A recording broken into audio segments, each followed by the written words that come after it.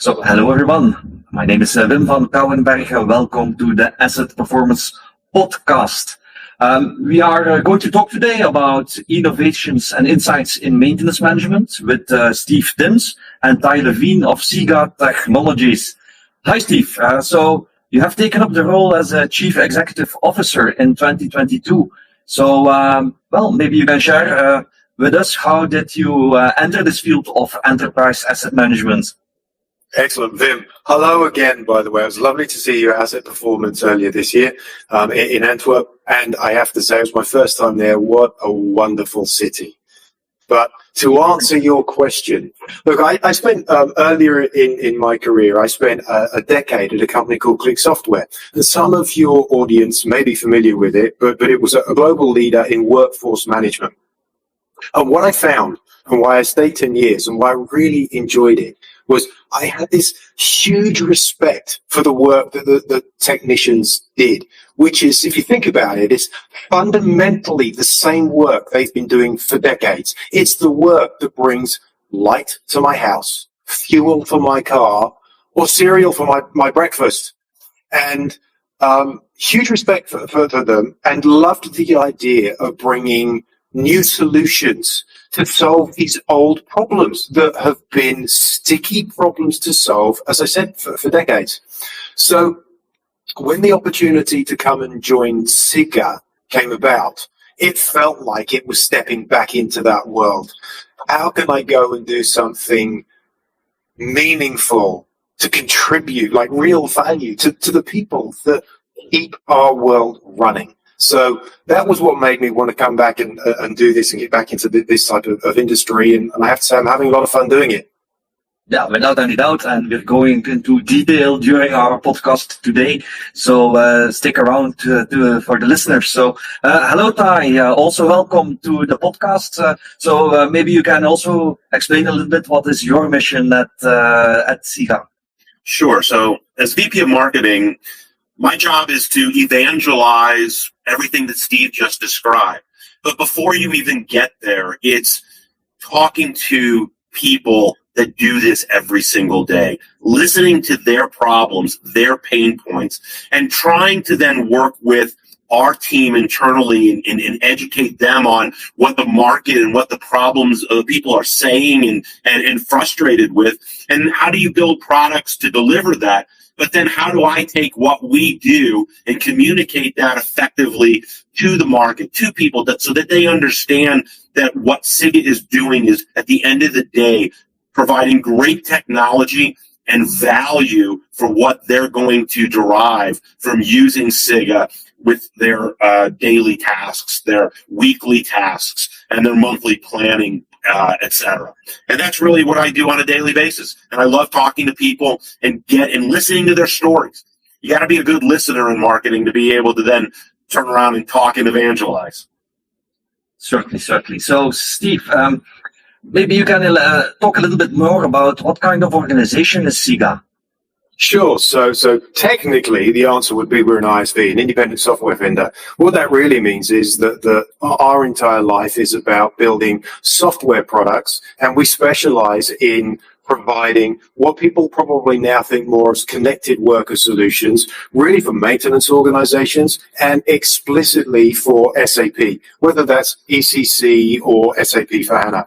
So we're a software company that does that. When you think about kind of who we are and our cultural values, we really try and think, actually, our fourth cultural value, which might be of interest to you, is relentless consideration for customer experience. And I tried to make sure I propagate this through the organization because it allows us to achieve one of our mission objectives, which is to make the maintenance technicians and the people that are associated with that, the planners, the technician, the schedulers, the reliability techs, operations, the folks that all live around that world, is how do we make their life easier?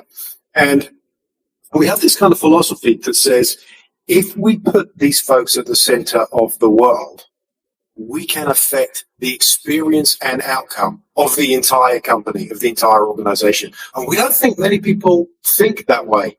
We think that maintenance is the technicians that perform maintenance are really unsung heroes of an organization. And again, going back to the way we think really about our mission statement, the translation of that really says, how do we make maintenance techs become heroes in their organization? Because they really, truly deserve to be. So the connected worker solutions that we've got really evolve around mobility, planning and scheduling. We'll probably touch on our warehouse and inventory at some point during the call.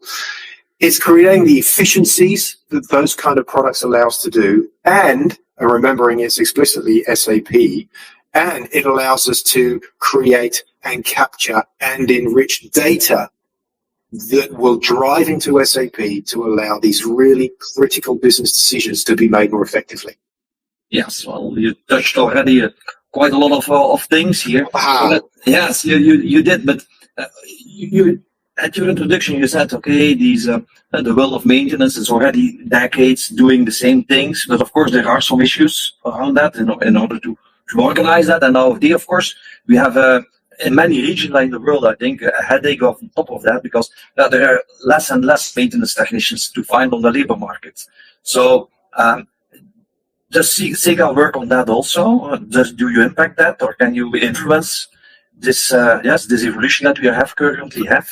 I think you're really talking about the problem that everybody's suffering and has been for a number of years around aging workforce, right? Yes.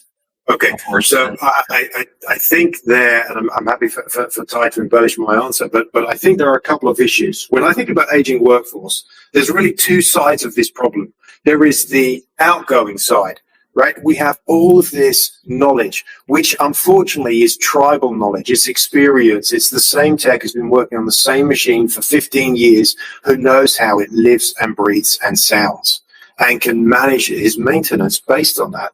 It's how do you take that knowledge and institutionalize it? That's kind of problem number one. And then problem number two is now we've got less people in the organization. How do we attract this young generation into doing something that they probably perceive as labor intensive, blue collar work?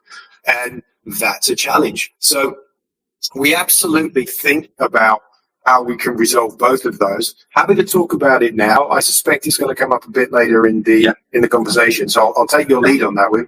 Yeah, okay, but let's come back to this later on because, of course, as I said, okay, and as you explained also, you're integrating with the maintenance management tool, SAP, your other ERP system. So how does this integration impact maintenance management? How does that work? Okay, so first of all, a slight clarification on your question. It is explicitly SAP for us, right? And I'll tell you why. For us, focus matters. Like, we think that there is a big enough market segment with SAP customers. Like, statistically, it's 60 to 70% of large enterprise organizations, and it is the large enterprise asset-intensive companies, food and beverage, mining, manufacturing. These are the guys that are Sigga customers. And so we have plenty of market opportunity in there. And we think the counterpoint to that is our customers get rewarded by our focus. Think about it, right? When every person in Sigga, every hour they invest is to the benefit of a customer. Every piece of code we write, every way we think is about SAP integration, SAP processes. We think the translation of that is customers ultimately get better experience. And by the way, just for the audience, it doesn't matter to us whether it's SAP, ECC, we integrate with plant maintenance, QM, or it's S4HANA. And even the migration from ECC to S4HANA is trivial for Sigga, which is nice. The relationship with SAP is we're a certified technology provider. Why is that important? Because you need that stamp. If we're going to be a credible and trusted partner to integrate into somebody's SAP system, right? We're familiar with ERP and CMMS, but when you spend, thinking of SAP, Oracle, IBM, when you spend millions or tens of millions of dollars in implementing an ERP system, you better be sure the people that are connecting to it know what they're doing. And that's really what the certification stamp is that we have. Yeah, perfect. Yeah, okay. So, in your experience, how do asset owners define and approach maintenance in a way that really aligns with their business objectives? And how can Sigga help them in achieving those objectives? Yeah, I think that's actually a fairly deep question. We've only got an hour, right? Yes. Look, I would start by saying, having met lots of maintenance leaders, by the way, again, including some folks during asset performance, I think maintenance leaders themselves are open and welcoming to the initiatives and opportunities to both improve and align across their business. And I think the biggest restriction, the biggest challenge that the organizations are facing is less about what can we do or an interest in doing it. It's how do I create the time to do it because I'm capacity constrained, and how do I get budget for it because there are other competing priorities, which frankly always seem to win over and above maintenance, right? So I think that's a real problem. But where organizations have been able to get access to the right stakeholders and find budget, I think business alignment is probably a broader question, right? There is business alignment to let's think about sort of corporate goals. And if we're talking about business alignment to corporate goals, as it relates to the world of maintenance, these are often guided under some sort of digital transformation program. And they're more likely to include the big scale investments around rolling out digital twin across the company, full scale IoT. There's probably a reliability pillar lead. There's probably millions of dollars of budget associated to it. And this is geared around driving an organization's maturation of their maturity model, going from being potentially reactive through to like a fully predictive, which is also going to vary by site, by asset, but it's preparing and empowering an organization to take that journey. If we look at business unit as sort of being local site or business unit goals or plant goals, then I think you find it's probably easier and more accessible for organizations to get started because they're more likely to do the things that we talk about, right? Which is the mobility, it's the planning and scheduling, it's less heavy lift, it's lower budget, but it still drives real operational gain and benefit in the organization around those efficiencies that we know we can get if we do work smarter, faster, and can do so more cheaply.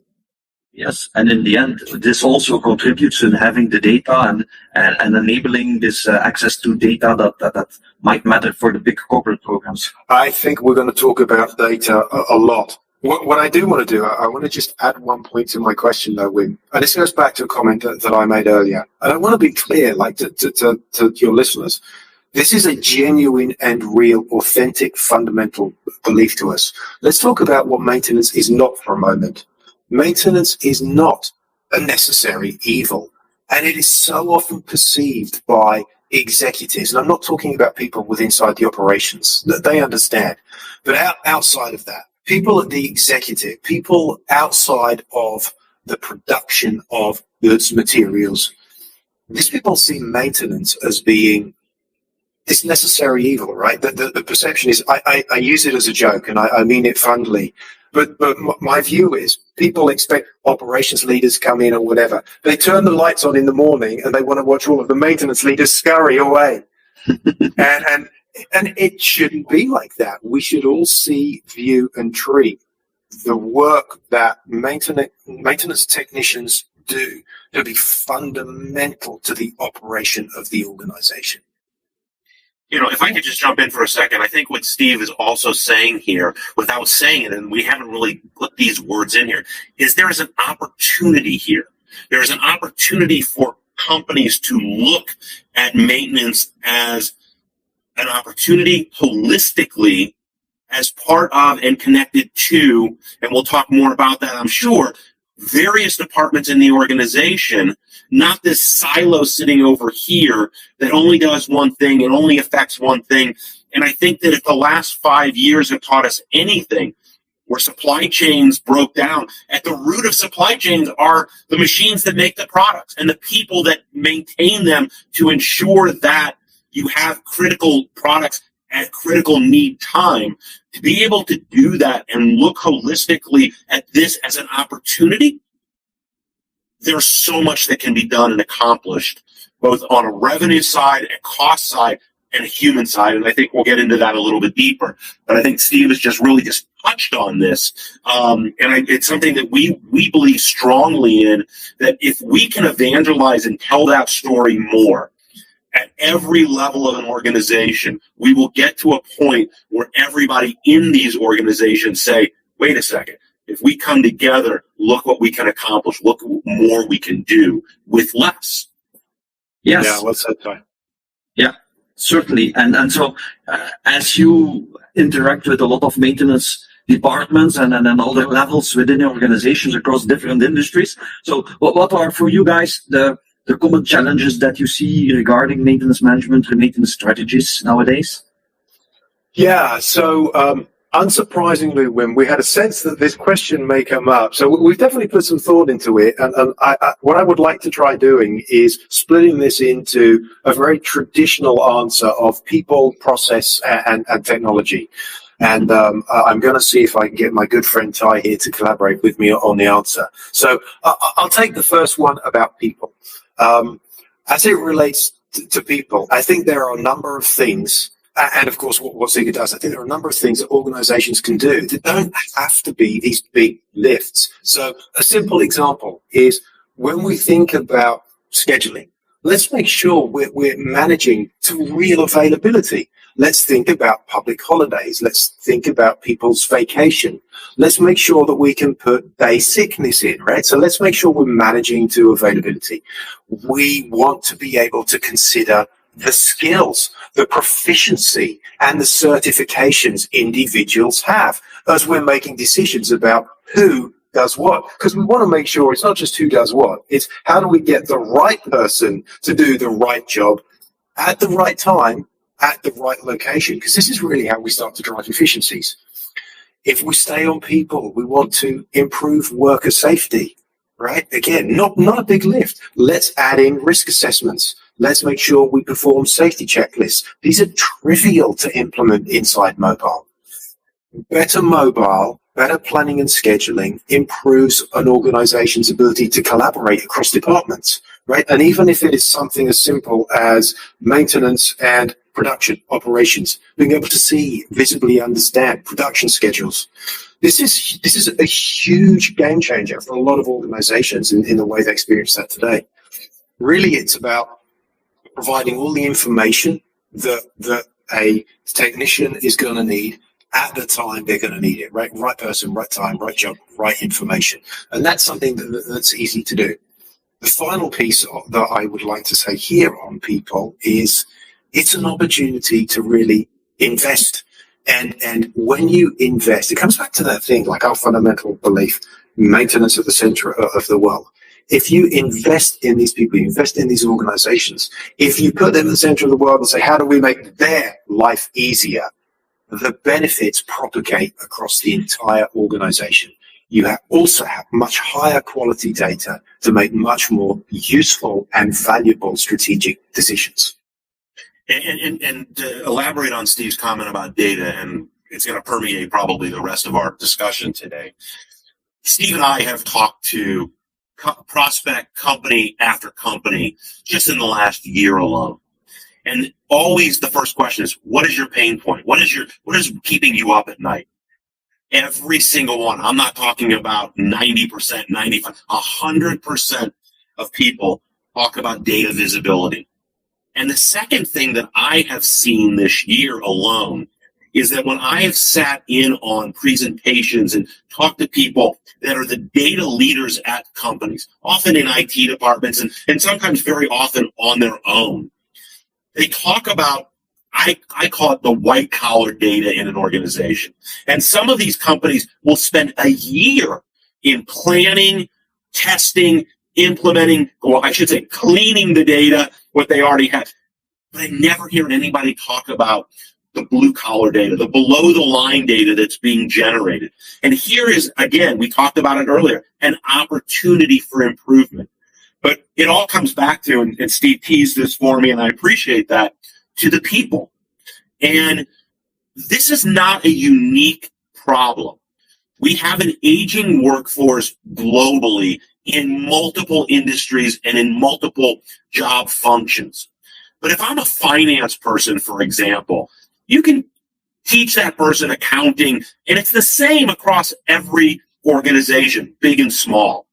But in maintenance, there is specificity, and years of experience creates knowledge.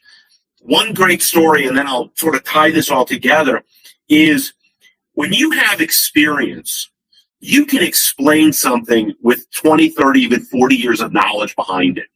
You can describe what a problem sounds like. And your peers and the people you work with and have been working with for decades get it immediately. A new worker, they have no idea. And so you've got this knowledge base walking out the door. How do you capture it? And as Steve mentioned earlier, the whole idea of how do you attract new people to this industry, into these job functions. There's one sort of caveat that permeates the younger generation and work. And that's arguably, interchangeably, these words can be used differently, a consumer-like experience and an intuitive nature to what they do. And so people want to use technology. They use it every single day. Their phone is attached to their hand. We're getting to a point. I was at an eyeglass store the other day and tried on for the first time. I think it was Ray-Ban has a set of glasses from Meta. I'm like, I'm listening to what my phone is saying. I'm recording with my eyes and what's going on. It's incredible. That's what young people want. And so we have got to be able to do more with less, because we're going to have fewer people entering and more people leaving. And this isn't 5 years from now. This is 5 months from now. And in some cases, we're two weeks before the end of the year. I'm sure there are a few people that they've got 2 weeks left in their careers because they're not coming back in 2024. And I think I tie this all into the sort of the bow of people, process, the corporate, all of this that Steve and Zach talked about, is that information comes in the door at the source when you're in the shop floor. That becomes real-time data. But the value, the competitive advantage you as a company has is when that becomes institutional knowledge. If you are an organization that has built this framework to collect and facilitate and store institutional knowledge, you have a competitive advantage over a company that is in your field that doesn't do this. Okay, perfect. So you guys convinced me as a company. I want to invest in this. So I want to increase my efficiency, my effectiveness as a maintenance organization. So how do I start? What do I need to do? That's an interesting question. I think there are a number of ways to answer that, Wim. There is the practically what I need to do, which is, look, if we want to go through this, we need to make sure we got budget. We need to make sure we understand what our goals are. We need to go find a vendor or a number of vendors to engage with and say, we've got the business goals that we spoke about earlier, right? We've got some business goals. We have objectives, and we would like to go on this journey. And then engage with the vendor. And the right vendor is going to come in and act as a partner. They're going to say, tell us what works today. Tell us what pains you've got. Let us share with you our experiences of how other customers have gone on a similar journey and the value that they get from it. And then you work together to prove whether or not it's feasible and manageable within your organization. And then you build a process together which gets the company to a point where they can implement a technology like Sigga, deploy it, and ensure, and this is the really important piece, to ensure that it's not just bought and implemented, but it is actually adopted. And this is, for me, this is the difference between success and failure of any of these kinds of projects. It's not about, can we find a vendor that does what we want? It is not about, do we have an idea of what we're trying to achieve? When you implement these kinds of tools, it is about change management. It is about preparing an organization for the fact that they are going to do things differently tomorrow than they did today. And guess what? Humans do not like change. We are hardwired for status quo. And if you're going to take people through change, they need to understand the value for them. They need to feel that they've got people with them that they can trust. By the way, that is an experience that we provide. We actually stay engaged after our implementation as part of our standard methodology and process for this very reason. People are going to have questions, and they're going to have what they feel are stupid questions, and they want a safe space to go ask them. So I think it's all of these things, but it actually, I guess really the answer to the question I'm trying to say here is finding the right vendor is going to make going on this journey so much easier and the likelihood of success so much greater. Yeah, you really need a partnership and then a follow through, because maybe there is some pain in changing, but afterwards the benefits are quite real and quite big. They are huge. Maybe I can give you a couple of examples. Yeah, well, yeah, let's say that maybe I think you guys, you come into the company, so you see some inefficiencies going on. So what are kind of things that you quite commonly see, and how can you solve them? Look, I'll give you a couple of, I think these are real examples, right? Because I can tell you, look, when we look at an ROI, these are the typical contributors. But I think it becomes much more meaningful when you can understand these are the real gains that an organization has created. So here's a couple I'd be delighted to share.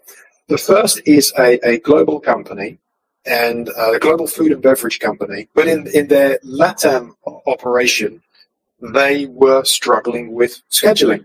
And scheduling, as we all know, is complex. There are a number of variables. It goes back to the things that I said, right? Do I even have the capacity? Do I have the right skills, certifications? Do I have the inventory? Do I have the parts? Is it a team? Is it an individual? And it's complicated. And this organization was doing this in a manual process, and it was taking them 2 days to prepare the schedule. So they 2 days in for the work in 2 days' time. They worked with us to implement our planning and scheduling tool, which looks at all of these things, makes it very easy for an organization that wants to continue manual scheduling, makes it very easy for them to see and observe where some of these challenges are.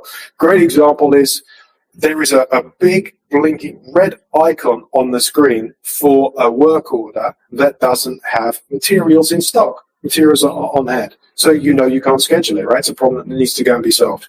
And we can also completely automate that experience and create schedules that the schedulers can then go operate against and reserve them for being exception managers.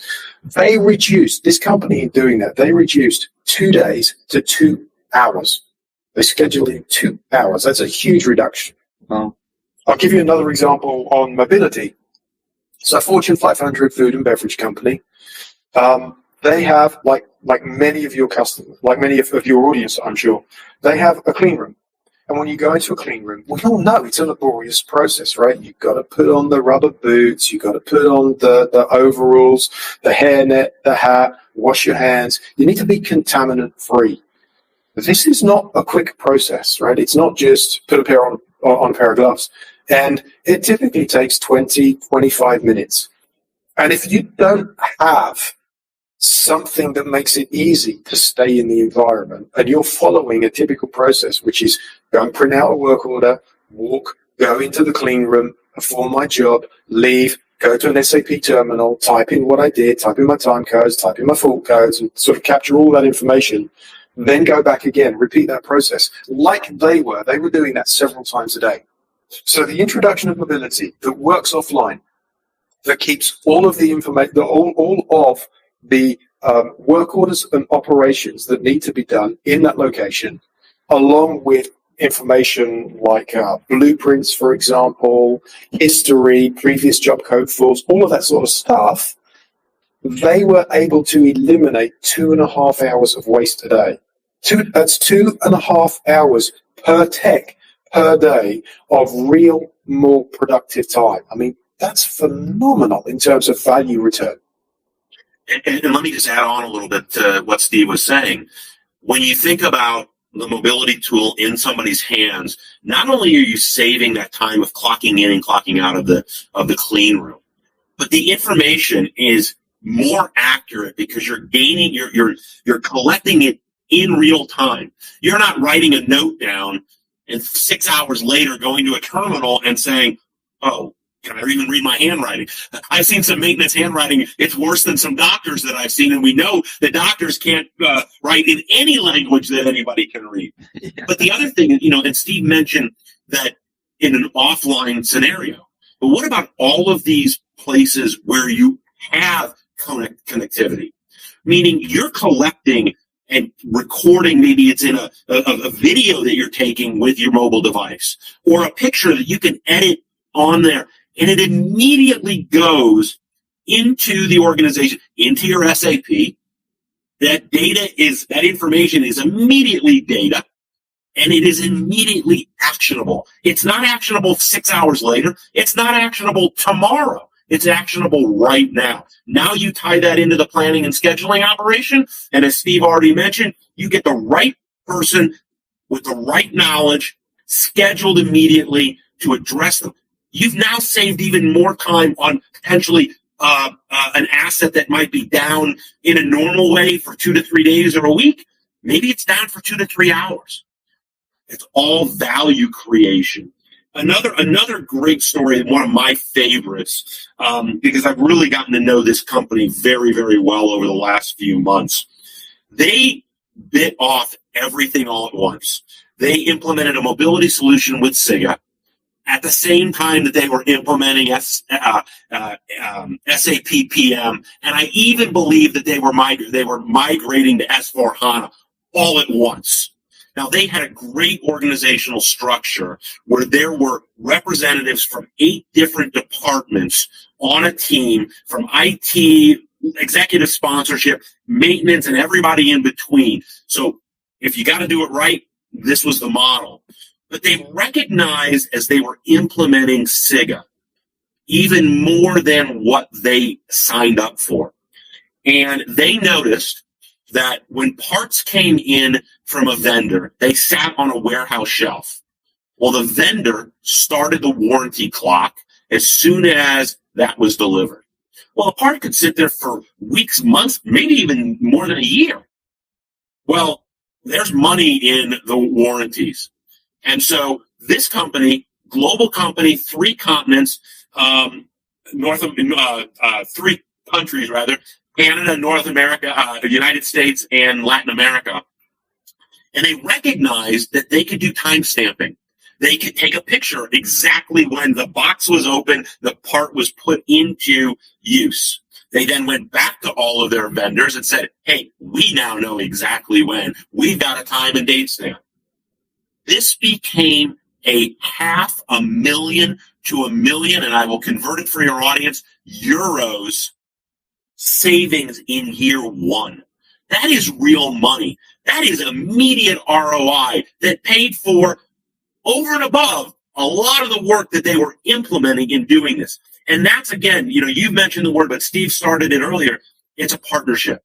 We want to work with people and companies to take and innovate with a great platform of technology. And I think that, Steve, I hope you'll agree, we've just shared 3 stories that showcase exactly that. Because even that food and beverage client that we talked about in the technician saving 2.5 hours, they went in with, we need to solve this problem, and we need to solve that problem. And they solved about 6 different challenges that they didn't even think that they could solve with the Sigga technology. And again, it's thinking differently. That's what it's really what it is. It's process improvement. Yes, and it's eliminating waste, waste that is not necessary, and that pays off. In the end, it pays back Completely. Yeah. And I don't know a CEO out there that isn't in favor of how can we eliminate waste, and a CFO that says how can we save money and reallocate some of this budget elsewhere. And that's what we're doing. That's what our clients, our customers are doing every single day. Yeah, but you have also customers, without any doubt, that are working on a kind of a program like world-class maintenance or world-class manufacturing. So how does your solution, the Sigga solution, ties in with these kinds of of initiatives? How do you see that happening? And are those triggers also to invest into the solutions of Sigga? The short answer is yes. You probably will make elaborate a little more. So happy to do so. First of all, like world-class maintenance is a really evocative kind of phrase, right? And I don't think there is anybody who can go and say world-class maintenance can categorically be described as this.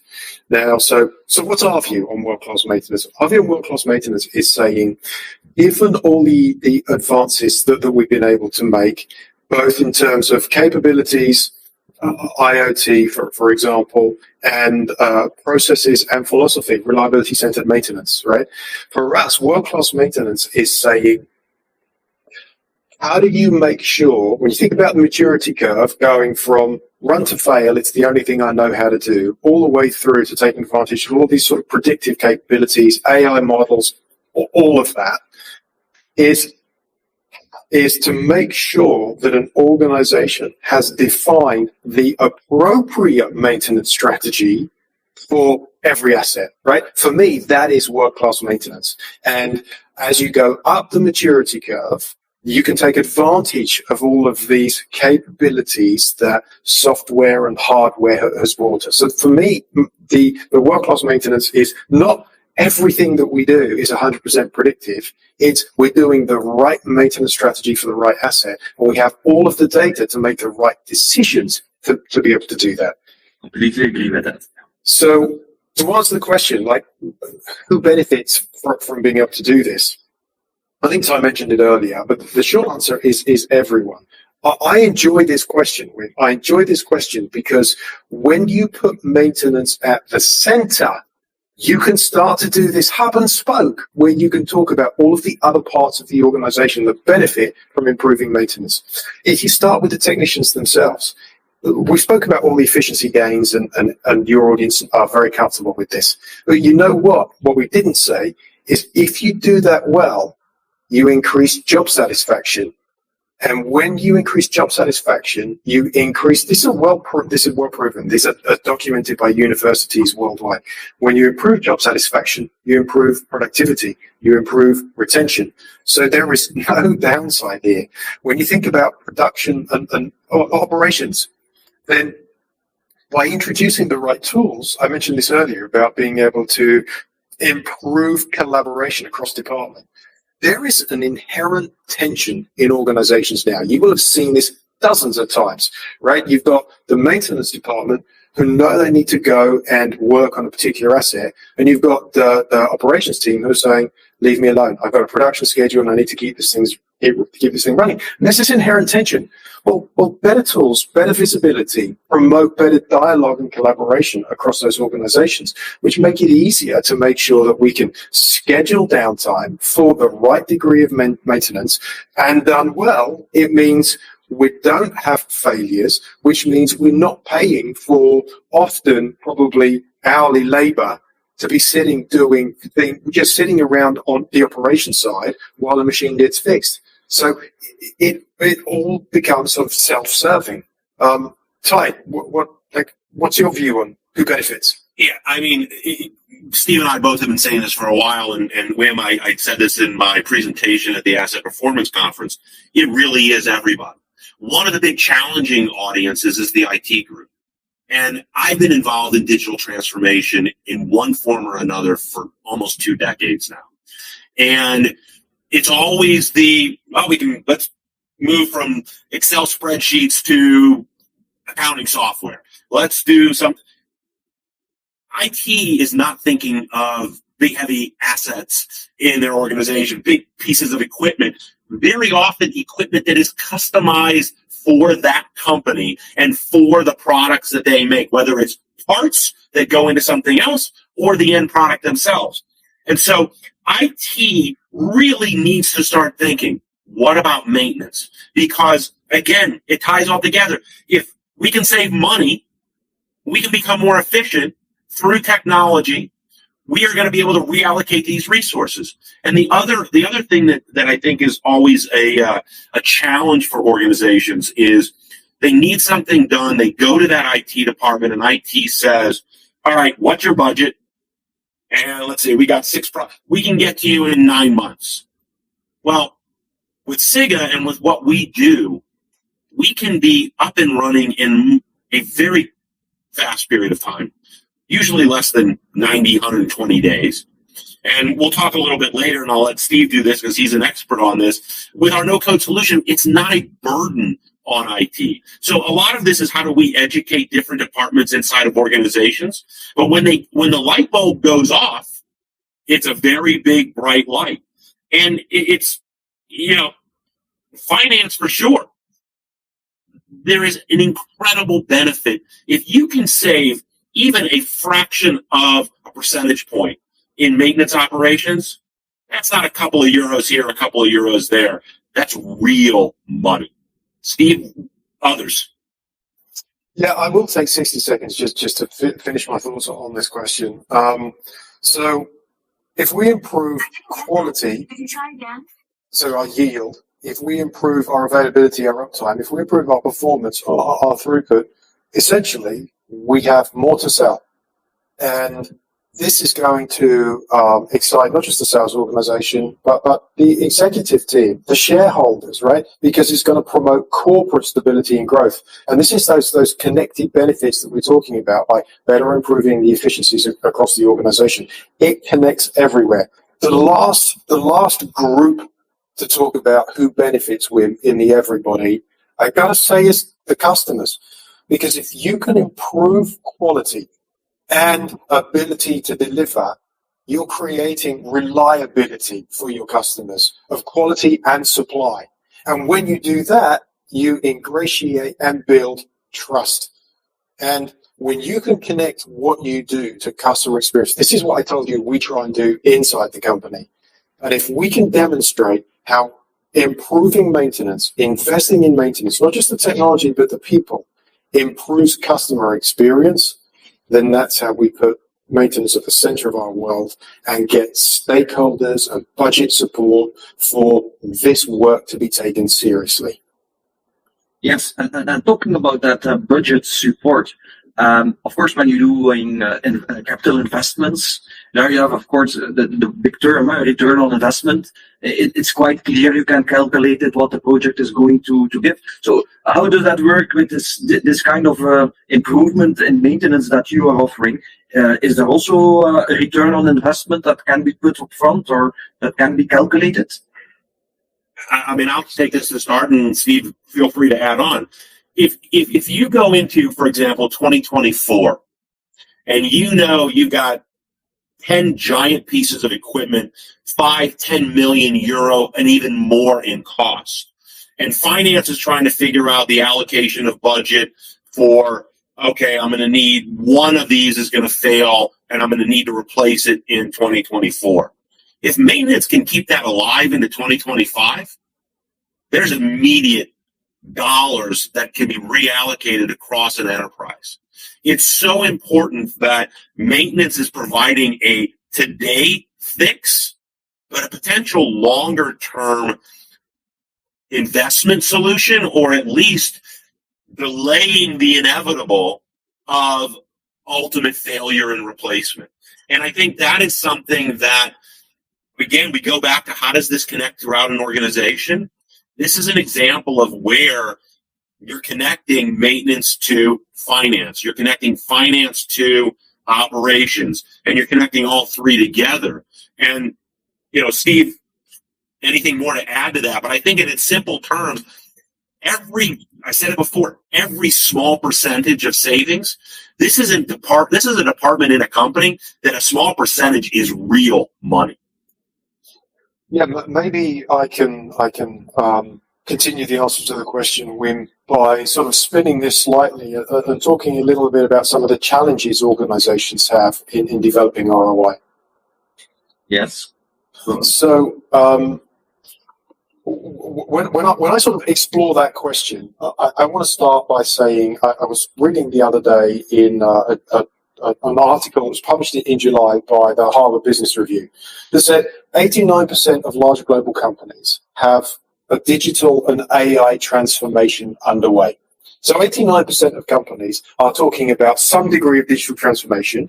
Interestingly, there's of those companies, they report at best 25% of cost savings having been realized. But the transformation work is going, and I'll tie this to the ROI question in a moment. I do think, however, there is a distinction between digital transformation and maintenance transformation, because the biggest problem that I am seeing that organizations are struggling with is not how do we go and say we can increase wrench time. If we increase wrench time, we can do more with less. And that's not to say that we have to have less people. It gives us more time to invest in other higher value activities, right? So people know how to have that conversation, how to reduce overtime, reduce contractors, reduce backlog. People know how to do that.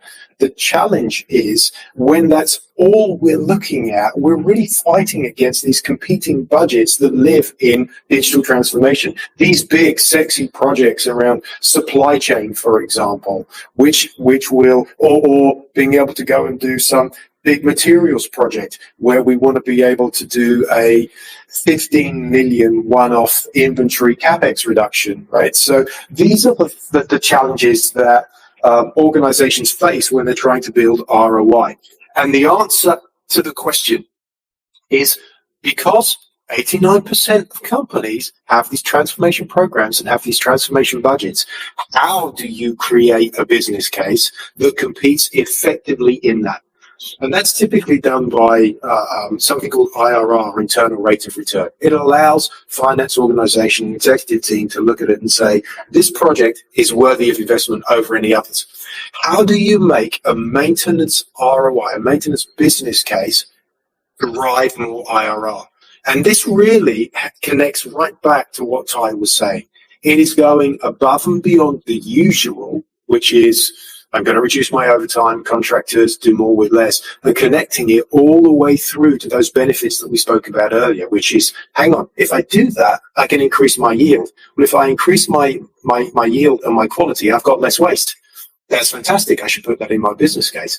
If I've got less waste and I can keep the machine running longer, I can produce more stuff. Maybe if I produce more stuff with the same machine, I don't need to go and invest in a brand new line, or potentially buy a brand new company. Right? All of this can support a very, very compelling business case and are genuine and real returns that maintenance, advancement, and improvements can bring. Yes, and then we are only talking now about the financial benefits, but also on the sustainability level, ESG goals, etc. I think there also maintenance is very aligned. And the EHS goals. Yes. Right, same thing. And there's a human capital benefit too. If you are creating happier, more satisfied workers, that permeates throughout an organization. And it's attractive for new people to want to come in and join that group. Yes, certainly. So you have been talking, Steve, about the maintenance transformation instead of a digital transformation. But of course, you're offering a digital tool, a digital solution to enhance or to improve or to get the kickstart of this maintenance transformation. So are there also barriers there that you need to tackle, and what are the things that you can do in order to cope with those barriers? I'm sorry, barriers. The barriers as to. Yeah, well, what are for you main obstacles that are preventing companies for transforming, for doing this transformation, and what are barriers that might be barriers in order to change into a world-class maintenance entity? So what do we really need to tackle there? Yeah, so I think part one is can we build a business case that is going to compete effectively for some of these transformation budgets that we spoke about? Part of it is going to be, can we deal with the change management? And for that, we've got to have interested stakeholders. We need to have senior leaders that want to champion this and be invested. And the other part of this, also linking to something Ty said earlier, is we have to have, when we think about stakeholders and partners, we have to have IT as a partner. So these are probably the three biggest barriers to implementing and introducing this kind of technology. Is it, can I prove that I can afford it, right? And that's going to bring a return. how do I deal with this inherent status quo that we want to just do the same thing and change management around that? And how do I overcome the fact that particularly with SAP, IT are very, very prickly about the kind of software that gets connected to SAP. So we've got to make sure early on we bring IT into this project, into this initiative, that we answer all of their questions, which, by the way, we're very well equipped to do, and we turn them into being an active partner. When we do that, the barriers to entry fall away. Not just that, we actually create this wonderful flywheel effect, this inertia where people are excited about the change. The change is allowing them to create more productivity. The IT organization is saying, you know what, this is easier. We have more visibility. We feel it's a safe solution. And it allows together the entire company to move towards a more continuous innovation model, which is supported, this concept, by our sort of no-code platform. It equips an organization to take these additions by adding capabilities inside the product within their own organization, and not have to be beholden to us as a vendor to say we want to add in an authentication to this process, right? And then we say, all right, we'll see you in 3 months and 60,000 euros later. Those days are gone. Yeah. Let's talk a little bit further on that no-code platform, if you don't mind. And you give a practical example of how that works and what does that mean and what are the real benefits of having such a no-code platform solution? Of course. So a no-code platform solution, and it truly is a platform. So when I say it's a platform, it allows us to change things like screen design. It allows us to add in workflow elements. And we have this thing called bots, which are the automations that are running in the background. On top of that, we also have no-code integration. So I'll pause for a second, because no-code integration into SAP, yes, ECC and S/4HANA, and that's extremely powerful. So I'll give you a real example. Typically, when you put together a notification, right, inside SAP, there is no place for you to go and take a photo. So you raise a notification, you have to put in some text and hope somebody who gets it understands it. For us, we actually have this deployed, but here is the real example. It's easy to go into the screen. It's easy to say, I want to add notification as an object. You add notification, you can connect it to a blob object inside SAP, so we can actually store it inside SAP. We can connect that object to the work order, and we can do that. That process is probably 15 to 20 minutes. You can then deploy that solution within minutes. Now, you're going to want to QA, you're going to want to prove it, so maybe it's a couple of days. But that's a very real example. What you end up with now is when you have a maintenance tech or somebody from operations going and raising a notification, at the bottom of the screen, it is, I can take a photo. They can take a photo, they can annotate the photo, that gets saved with the notification, and when the notification gets converted, it becomes a work order. The same picture is attached to the work order, which is not native to SAP. So maybe that's a very real example of how easy it is to do, the kind of flexibility we can create. Let me throw something else in there that we see every single day. I'm fascinated by the fact that you have a company that might have 50 plants spread throughout Europe. You have 50 maintenance departments doing things 50 different ways. So when you implement something, companies are challenged with how do you scale something when it's done differently all over the place?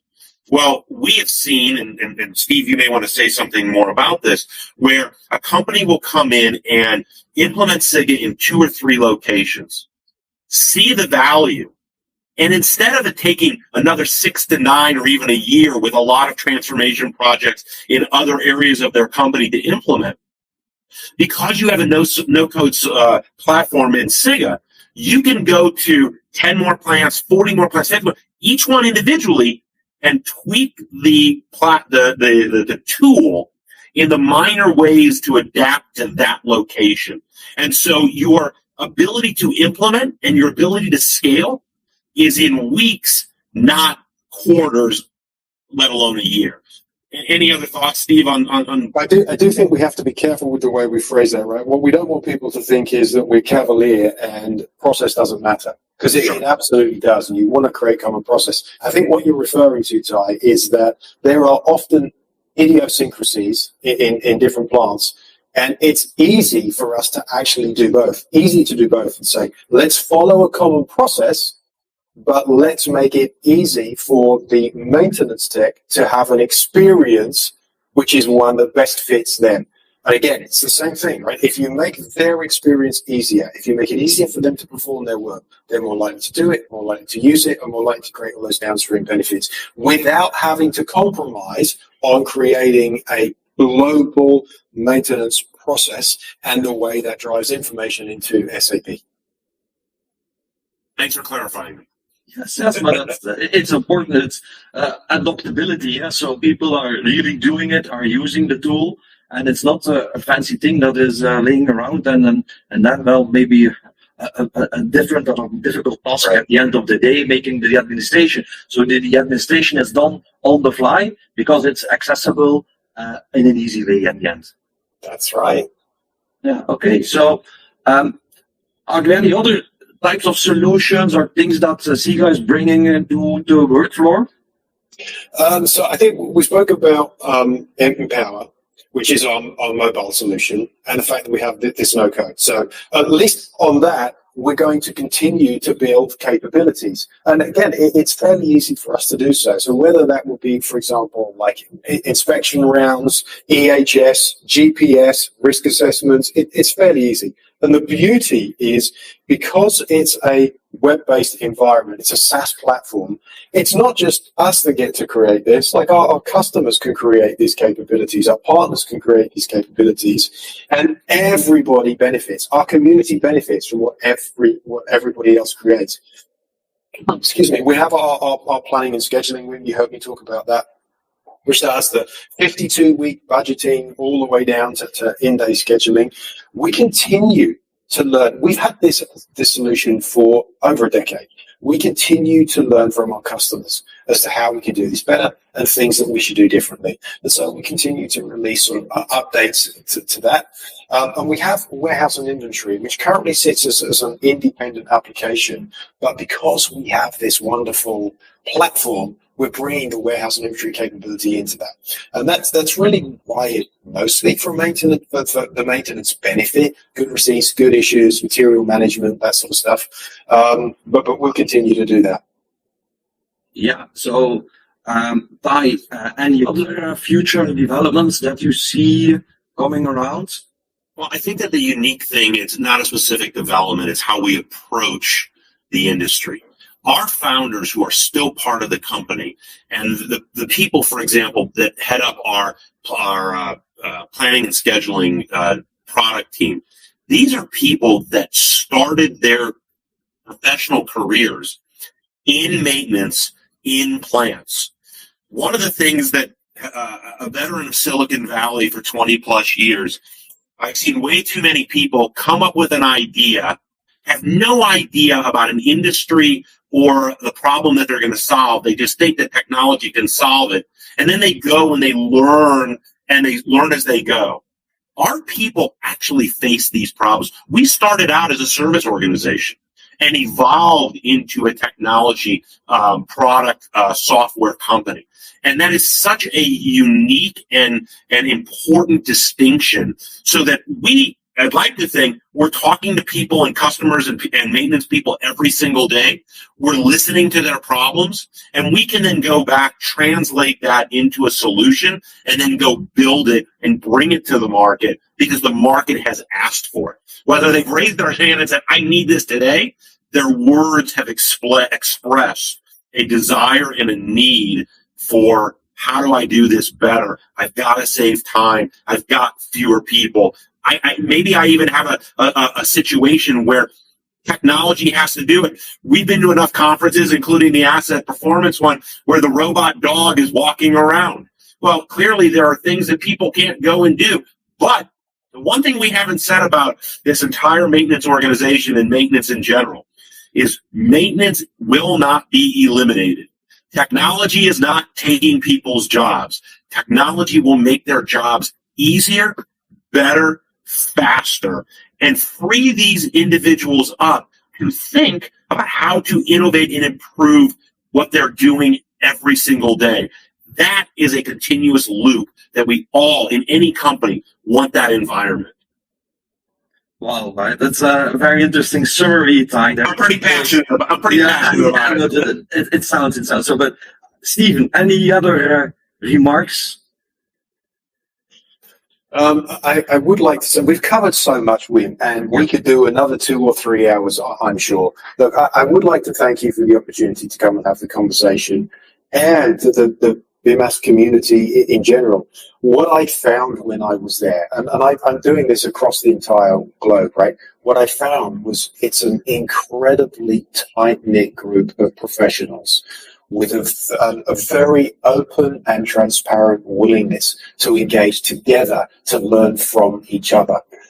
We feel privileged to feel a part of this community in some way, and we take the responsibility that we have to be a good citizen in this community by providing value, not just solutions, but value, very seriously. And I'm very happy personally to be held account by all of your listeners and all of the participants of BIMAS.